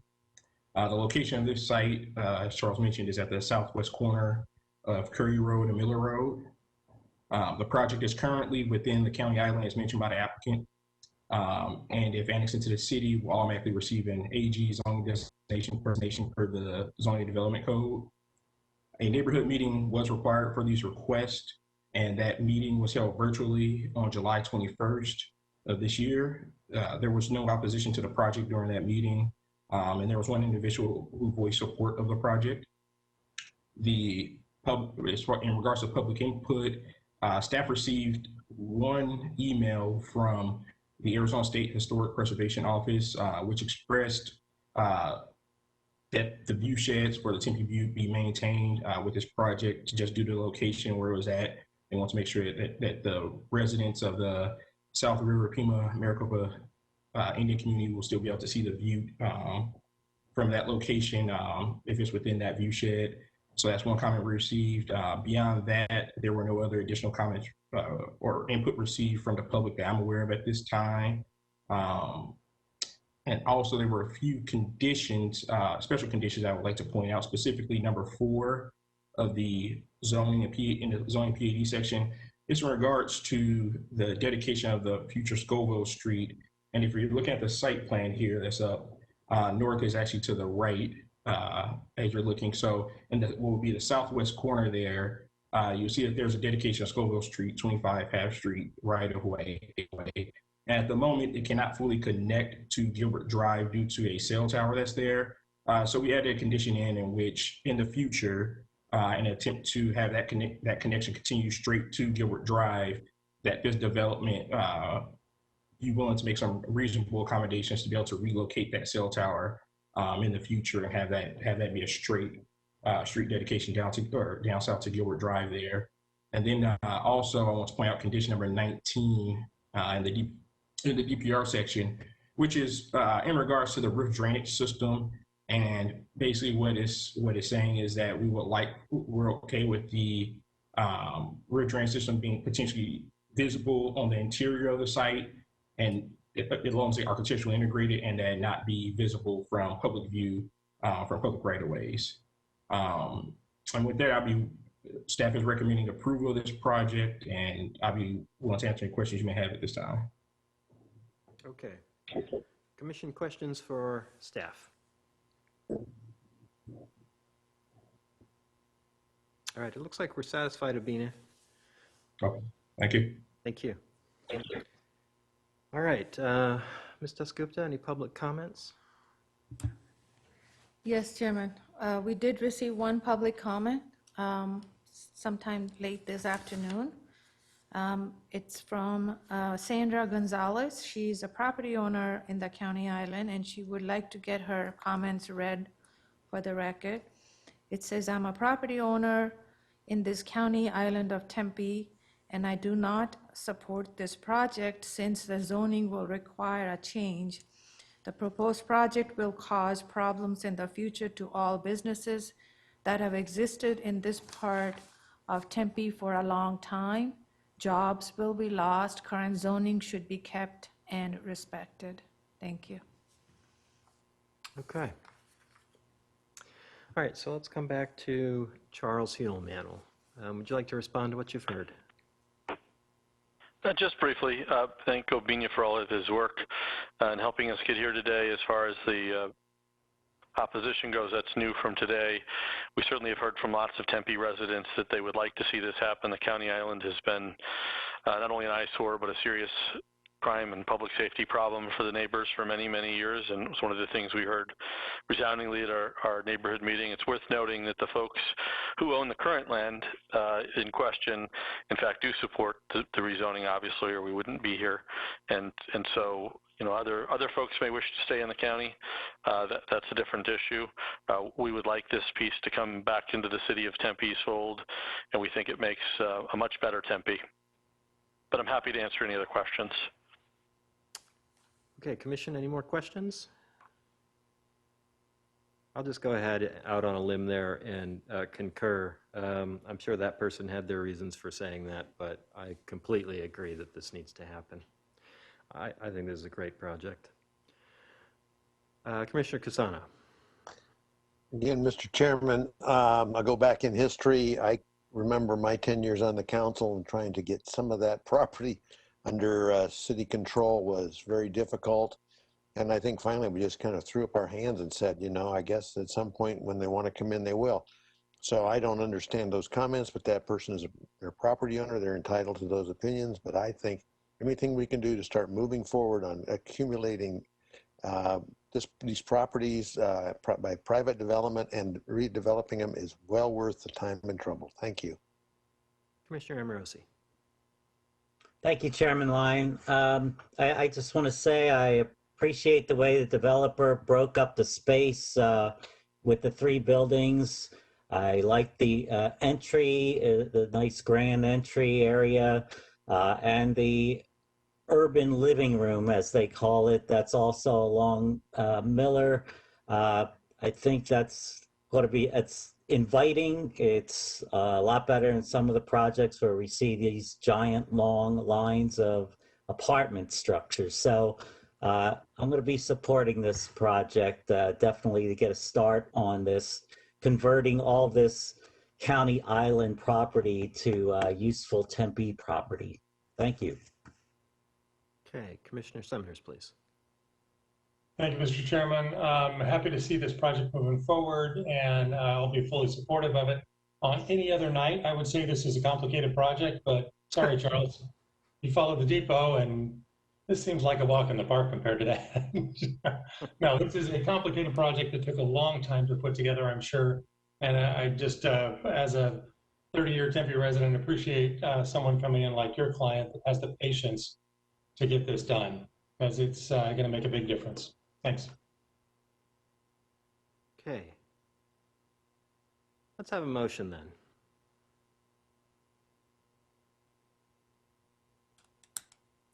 Commissioner Bauer. Mr. Chairman, I enthusiastically move approval of Banyan Residential General Plan Density Map Amendment number GPA 200003, Zoning Map Amendment ZON 200002, Planned Area Development Overlay PAD 200003, Use Permit ZUP 200041, and Development Plan Review DPR 200117, subject to the stipulations contained in the staff report. All right. Do I hear a second, please? Mr. Chairman, it's Don Casano. I would second that motion. All right. Motion to approve from Commissioner Bauer and motion to seconded by Commissioner Casano. Commissioner Bauer, how do you vote? Aye. Commissioner Casano. Aye. Vice Chair DiDomenico. Aye. I vote aye as well. Commissioner Summers. Aye. Commissioner Amorosi. Aye. Commissioner Johnson. Aye. Okay, motion passes 7-0. Easy enough. All right, thank you. So we're on to our home stretch here, our final piece of business. We have our zoning, our code text amendment. Ms. Kaminsky, are you with us? Yes, good evening, Chairman Lyon and commissioners. I don't know that I can follow the 2 projects you just heard. This one's probably a little more humble than that, but if we could have the screen pulled up, we'll show you the text amendment that's being proposed, and I'll give you a little background on this. I'm Diana Kaminsky, a senior planner with community development. We've had calls over the years from, are they coming up with the presentation? Greg? We're working on it. Okay. So over the years, we have had residents call us asking questions about what kinds of home occupations they can have. And this really came to a head, obviously, this year with COVID and most of us having to work from home, and some folks in an unfortunate situation where their business wasn't able to be accommodated in their home. So we had an individual that called asking about opening a barber shop. And so staff started looking at codes in other places and looking at potential implications for a home occupation text amendment change that would enable people to open a barber shop or a beauty salon as part of their home occupation. And this is the proposed text amendment that we've come up with. There's a few slides. I don't have all the pretty renderings that the other projects had, but just so that people watching may have an understanding of more than just the text, this is what we're talking about. We can go to the next slide. I'll go through the different sections of the home occupation code. This is the existing zoning code, and then I'll let you know which sections are being changed. Sections A and B, which refer to the purpose and applicability, we aren't changing, so all of that is staying as it is today. Next slide. Likewise, for B1, the appearance of the residence, and this is important. The home occupation is restricted to being inside the building and not have alterations to the building that would make it look like an office building or a barber shop or anything on the outside.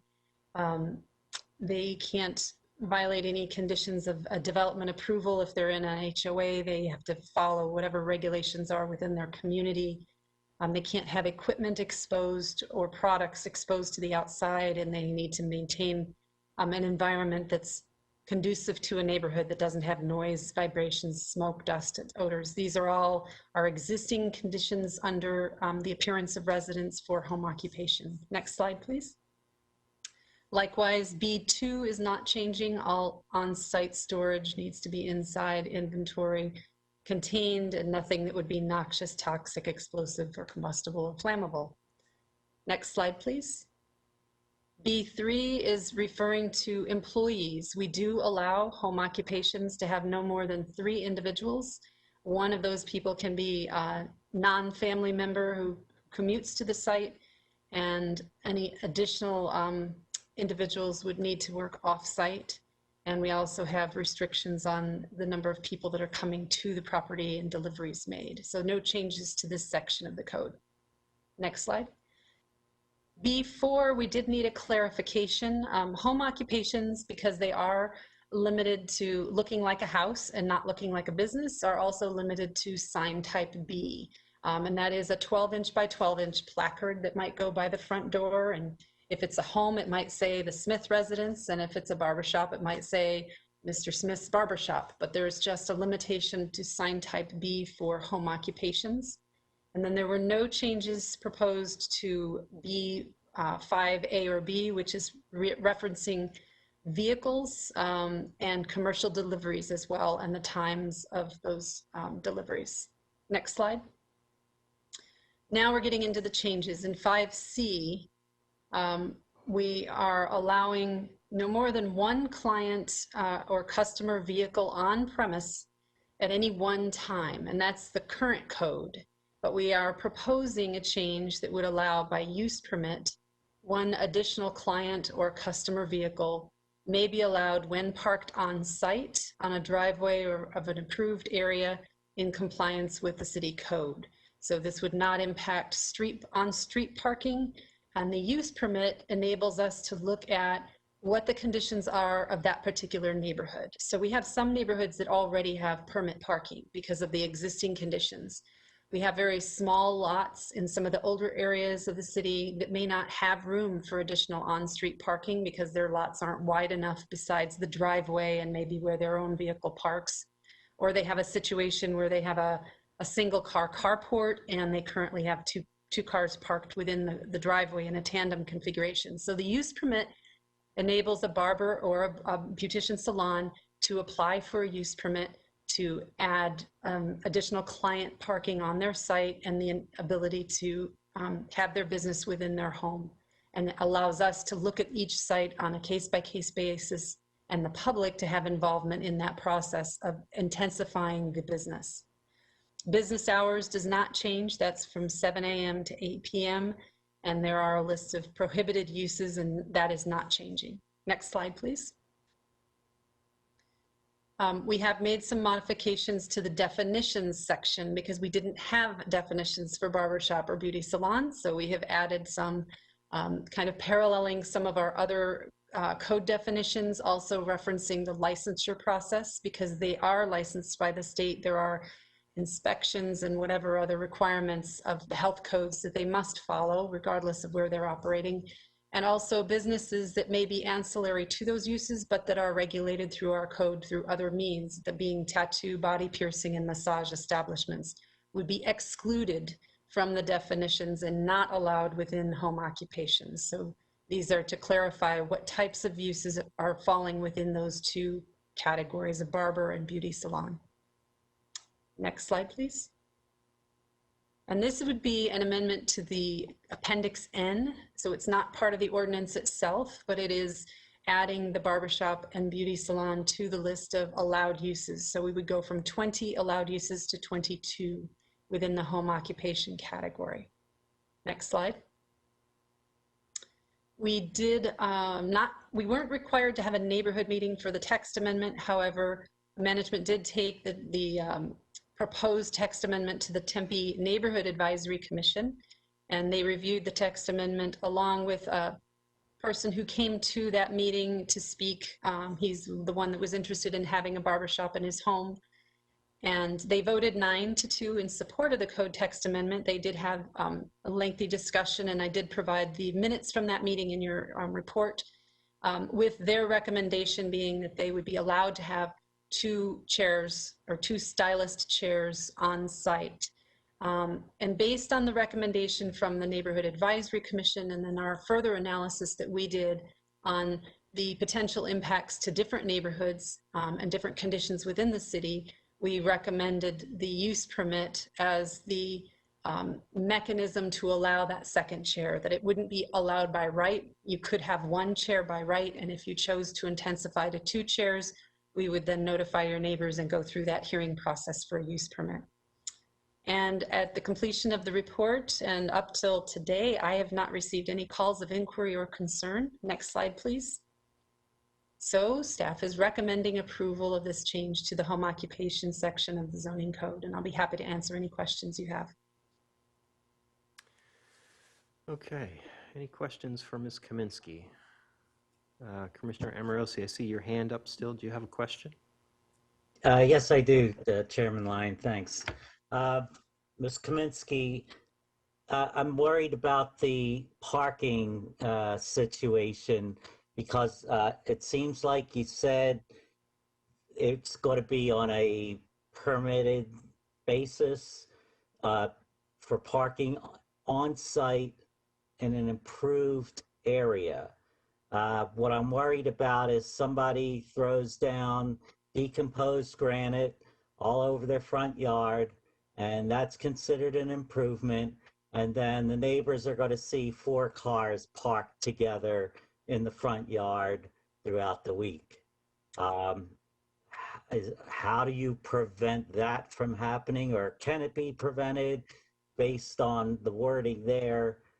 I'm worried. I understand your concern. That was one of my concerns also, and you can go to other cities around the valley and see front yards that are exactly as you've described them. And that is something we would want to avoid. So right now, if you have a 1-chair barbershop or beauty salon, it would be the equivalent of a guest coming to your house. And if you have a single car carport with a single car driveway, which is the condition we have in a lot of our older homes, you and your spouse could both be stylists and you could both park in tandem, and your guests, whether they're visiting or getting their hair cut, would park in front of your house on the street. That's the condition of anybody that comes to visit. And so we looked at the single chair condition as really commensurate to anybody who has a guest come to their home. The point that it becomes different is when they want to add the second chair, where they want to have now maybe an employee come to the site and park, and now 2 customers, right? And very quickly you can do exactly what you're talking about and have this situation. So our nuisance code does limit the number, or the total area of the front yard that you can have as an improved parking surface. So we have some limitation there, but that may not be enough. So the use permit enables us to really look at each site on a case-by-case basis.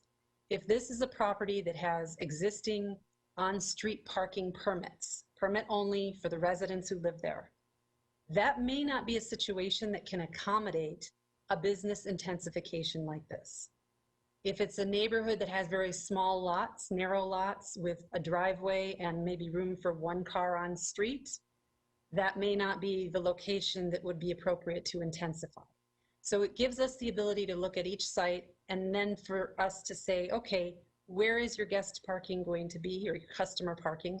And how is this going to be improved? And are there street trees on the site, or are you proposing to pave or gravel the entire yard? And that would go into the dialogue of whether or not the use permit was appropriate for the character of the area and the site constraints that they had. And would the neighbors, surrounding neighbors, be notified that he Yes. wants this use permit?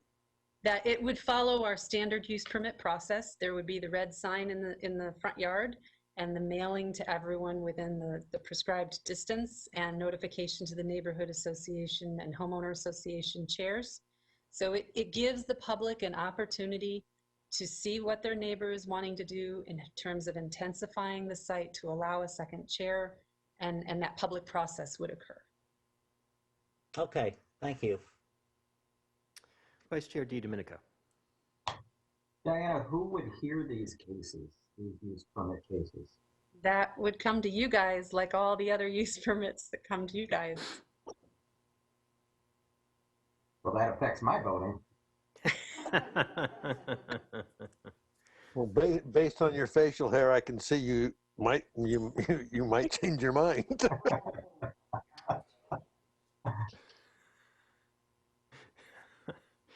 Okay, other snide remarks. Couldn't resist. I'm sorry. All right, Commissioner Bauer. Mr. Chairman, not a question, but I really struggled with this when I first went through the packet, and I struggled with it only because, you know, so many times in real estate development and zoning, neighbors decry commercial intrusion even on arterial roadways and at arterial intersections, and I really saw this as an imposition on the neighborhoods. But you know, I think Ms. Kaminsky has pointed out something that I really didn't focus on until tonight. The world's changing, and I think we need to be a little more flexible. The standards that have been outlined are thorough, well thought out, and I think will provide the neighborhoods with the protections that we would expect them to have.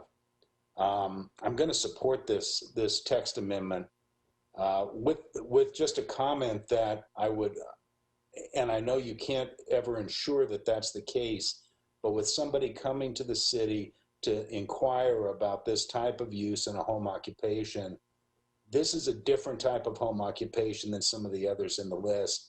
And I would really hope that the neighbors would be instructed to, if they exist, to inspect their covenants, conditions, and restrictions, because many CCNRs prohibit any type of commercial activity that brings business into the neighborhood.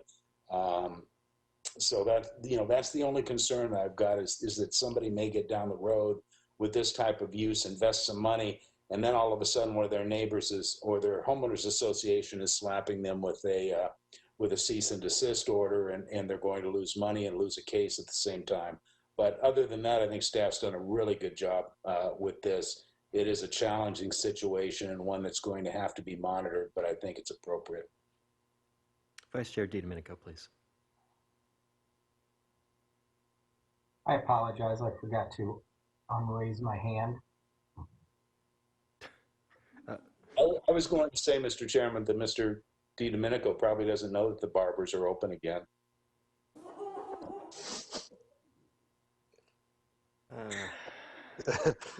You asked for snide remarks, That's Mr. right. Chairman. We may need to wrap this meeting up before it gets too far off the rails. Commissioner Clearly, Pisano, Mr. you have something else for us? I had something else. It's long.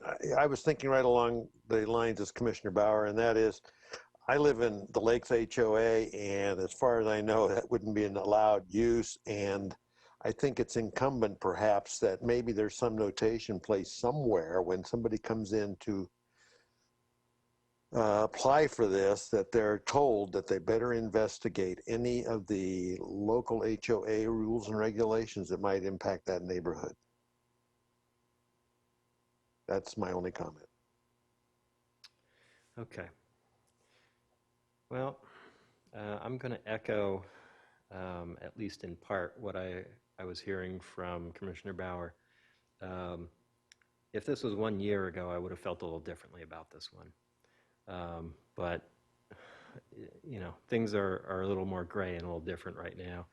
I'm happy to support this one. Anyone else want to chime in with a comment before we look at a motion? Mr. Chairman, one more snide comment. We're all in a gray area now with our hair. So I think that I would make a motion for approval of the code text amendment PL 200216. All right, do I hear a second? Second. Sorry, was that? Amorosi, Phil Amorosi seconds it. Okay, thank you. All right, motion to approve from Commissioner Cassano and seconded from Commissioner Amorosi. Commissioner Bauer, how do you vote? Aye. Commissioner Cassano? Aye. Vice Chair DiDomenico? Aye. I vote aye as well. Commissioner Sumners? Aye. Commissioner Amorosi? Aye. And Commissioner Johnson? Aye. Okay, that is a clean sweep, folks. Motion passes 7-0. Everybody got out of here approved. Saw some good projects. Let's turn now to Ms. Dasgupta one more time and ask if she has any announcements on future projects and agendas. Chairman, we have a meeting for November, on November 10th, 2020. In addition to the U-Haul project that was continued to that date, if you remember that right off of Rural Road, Scottsdale Road, we also have our annual report, DRC report, that is due to the City Council, so that will be presented to you too. But other than that, those are the only, other than minutes, those are the only items. Okay, can I get a sneak peek? Do we know how many square feet we've approved this year? Or I have to wait? Oh, I didn't put it on the annual report. Oh, I want to know. I want to know how many square feet it is. No, we can try to put something together. Don't go to any extra effort. No. You told us 1 year, and I thought it was neat. It's a good point. If not in the annual report, we would actually definitely would like to showcase something to you, to the commission, maybe in December. Okay. For the December meeting, if I need to pull some extra time to do that, but I'll try to get at least some major projects for the year. You know, just make up a number and just tell us that. No, that's a good thought. I think that demonstrates what the commission is doing as a whole. So I definitely would like to include something. Okay, I'm not trying to twist your arm into overtime or anything. All right. I don't get overtime. All right. Well, thank you. All right, ladies and gentlemen, we are adjourned. Thank you.